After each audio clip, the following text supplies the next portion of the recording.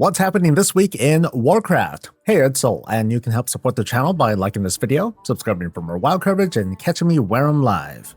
Guess what, folks? It's patch week, and for reals this time.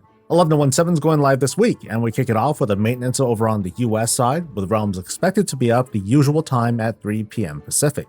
As you know, I put these reminder videos out a little bit early, and as of now, there's no word of a Twitch drop promotion happening. It's the first time in I don't know how long. Whatever the case though, here's the rundown of what's available this week and how to do it. When you first log in, combat assist tools are available. They're highlighted in a new section from the options menu where you activate the assist highlights by checking this box.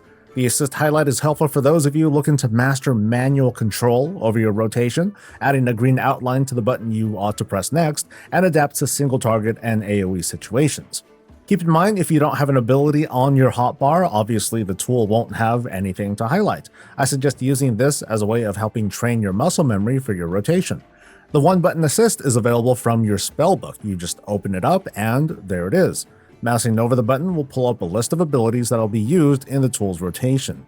Talents and hero talents will factor into what the one button has you do. It also shifts for single target or AoE situations, and while both of these assist tools work with short rotational cooldowns, it doesn't use situational abilities like crowd control, throughput increases, or movement speed buffs. But it's still great if you want a semi-automatic rotation and you want to leave some mental bandwidth so you can respond to mechanics or have button room for healing and more.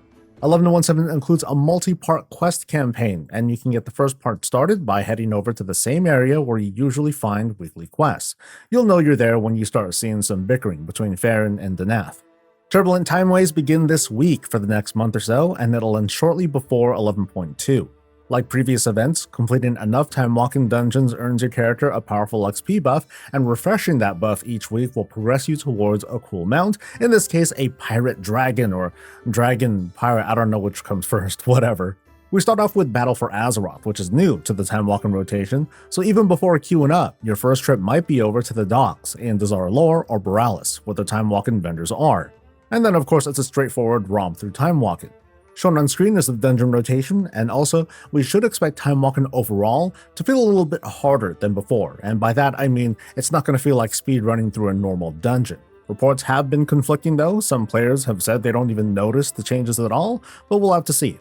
Overcharged delves are available, as is the Snazzy Belt, which got a few buffs since I last mentioned them, surprise surprise. I have a more detailed video that goes over everything, but I'll crash course you here. Talk to Dagran over in Delve HQ to get started. When you're directed to enter a delve and get your hands dirty, try setting the difficulty to tier 1 so you can easily get the quest requirements out of the way. If this method works, it's a really good way of scoring your main and alts a best in slot piece in less than an hour. At the box, it's got an item level of 691 and features a strong damage or healing proc. To switch between them, you need only use the belt while it's equipped to access a menu, and you can mouse over abilities you have not learned yet to see how to get them. Once you get your belt the first time, your alts will skip a little bit of the introduction and get right to the quest that'll directly earn them the belt. Anyway, more details are in the Delve guide, a link to that is in the video description. Lore walking quests with Cho are available. You should also automatically get a quest directing you to either of his locations and find him in Stormwind, Orgrimmar, or Dornogal, and for future reference you'll find this little book icon where he is.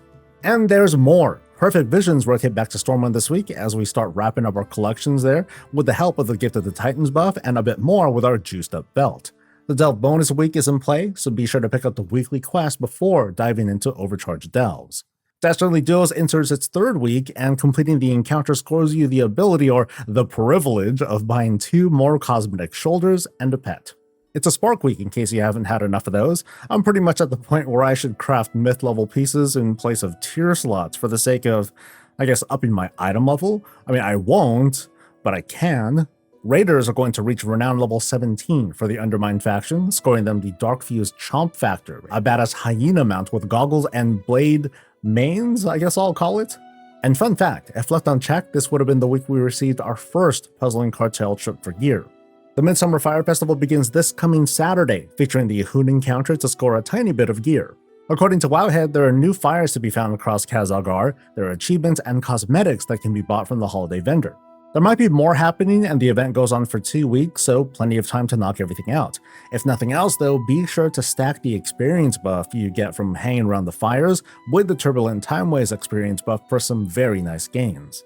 Classic Ashran is the brawl, and over in Mythic Plus World, it's a Tyrannical Fortified week, and this time the affix should be Devour. I hate being wrong, it just seems like the websites get thrown off sometimes too. There was a good bit of chatter from folks expecting some 11.2 news, and it didn't happen, but stay tuned here because when the news drops, you know I'm going to be racing to share my excitement over what crazy thing they add next. I mean, they brought in a driving gimmick after all in the previous season. Like, who's to say we won't travel to the shattered ethereal homeworld and we use all-terrain rovers to travel between habitable spaces? Okay, did I spoil something just now? Most likely not, but let's have fun this week and find out.